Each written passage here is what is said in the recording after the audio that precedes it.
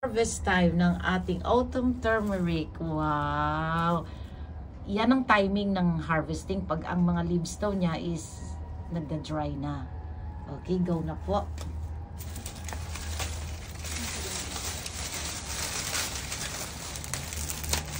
Galing mag-harvest.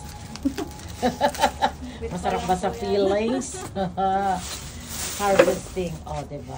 Meron tayong turmeric, luyang dilaw sa atin. Pero ibang klase to no? Malalaki siya. Ayan. Yung kanyang baby siguro.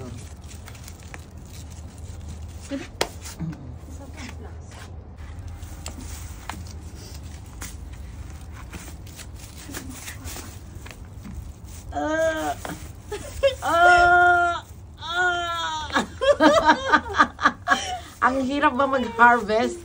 Ito ba yung itong babo? Yes. Itong ano lang para Yes. Okay. mag-loosen. Nakakatuwa naman Ate Lea. Gaano kaya kalaki yung luya na yan? Surprise! Surprise! Ang laki din. Nasaan yung... Wow, nakikita na ang luya, oh. Ay na. Wow, ayan na ang luya. Wow. Ayan, may luya na tayo. Ang ating turmeric. Oh, grabe ha. Napuputol. Harvesting of luya. Ginakawa ka mo nga, subukan ko. Hilain siya. Wow! Ayan. Isang ano siya, no? Teka po, Ugat kasi sumabit. siya. Sumabit sa bucket. Laki! Ay, ang laki niya. Ay, grabe, ang dami. Wow! Wow, puro ugat. Ay, grabe. Ganito pala karami ang luya. Ay, grabing harvest natin. Ang dami, pinagpala tayo dahil. Ay, grabe, nakakatuwa. Ay, ang daming luya. Ay, ganito pala karami ang luya. Ayan. Ay, oh. Ang dami. Wow! Ito, bakit mas marami ito? Oo. Kailang payat siya. Ito mataba kasi eh. Ayan na, ayan. Ayan. Tingnan natin ang luya. Ay, grabe, ang dami niya. Kimochi. Grabe ang ating luya. Harvesting luya. Harvesting the luya. Ay, grabe, laki ha. Ano yan? Ang laki.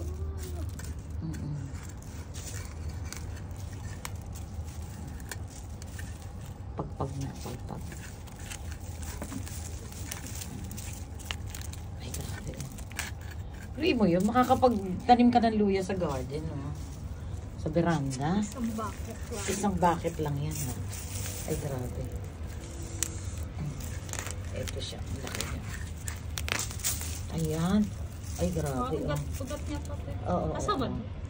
Oh, hindi ugat. Ito. Ayan. Ugat lang po ito. Ay, tingnan mo, uluyang dilaw siya, oh. Wow. Yan po ang aming na-harvest na luya. Okay. No more. No more yung isa pa. Okay, another paso. Another paso. Wow! Wow! Hilain ko. Hilain ko. Ay, ang laki! Aray ko. Ayan na, ayan na. Ay, ako, aray ko. Aray ko. Dozo. Sige po. Wow! Ay, grabe. Ay, oo nga, tama ka nga. Mas malaki nga siya, oh. Grabe, mas malaki siya. Tapang ko na. Oo, sige. Para walang Oo, sige. Ay, wow! Ripa! Bakit mo nalaman na mas malaki siya? Akala ko mas Hindi malaki. ko siya ganun po eh. Tapos nung kinukuha ko siya, Oh. ayaw, may ganito, parang magkadikit siya. Ah. That's why. Kaya nalaman mo. Opo. Ay, grabe. Magtitinda na tayo ng luya. Ay, grabe. Ay. Ayan. Ang galing naman. Kakatuwa, oh. Turmeric. Napakabilis palang mabuhay ng turmeric. Ay, gina. Wow. So, imaginein mo yan, oh. Dami nating turmeric. Tsaka parang mas matataba siya, ano. Akala ko kasi payat yung puno niya. Akala ko mas ano siya. Siguro kasi mas marami siyang lupa, ano. Opo. Mas marami siyang lupa, kaya mas marami siyang bunga. Mas marami siyang ugat. Mas marami tayong root crops. So, ayan ang ating kurabe. Gagawin ko siyang ano tea. Turmeric tea. Kasi maganda nga daw sa health yan. Meron pa sa ilalim. Oh. Meron pa? Ayun, ayun. Ay, wow. Ano to? Mga Kuya. bago, no? Baby niya. Oo, baby. Sila yung magiging mahihinog pa ngayon. Ay, grabe.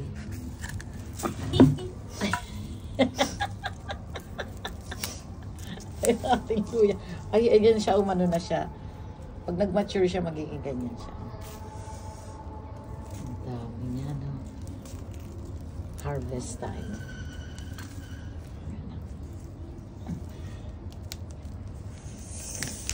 Ayan. Ayan. Ayan, ayan. Ating luya. Ganyan lang pala. Nabili mo magtanim ka sa atin yan, di. Okay, sa all right. Ayan, pwede na itanim yan para mabuhay siya ulit. Ano? Ito? Yan, yan. O, yan. Kasi mukhang ano sila, mabilis silang mga ano, no? Diligan mo lang, ano, alagaan mo lang. Kasi yan ang pang-autumn na ano, yan. Yan, pwede na alagaan yan, yan. Saka ito. Okay. Ito itanim. Okay. Grabe. Ang dami ng ukong. Wow. Ang dami ng ukong. Imagine mo yan. Ang dami nating na-harvest. Meron na tayong free ukong. Ang dami niya pang mga babies. Oh, nalalaki pa siya.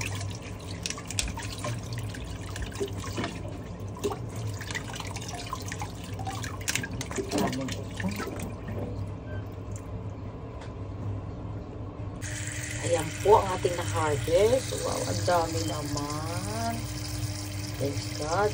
Naani, 1 kilo and 51 grams. Wow, ang saya-saya ng luya ng aming turmeric. Gagawin natin siyang turmeric powder. Yay!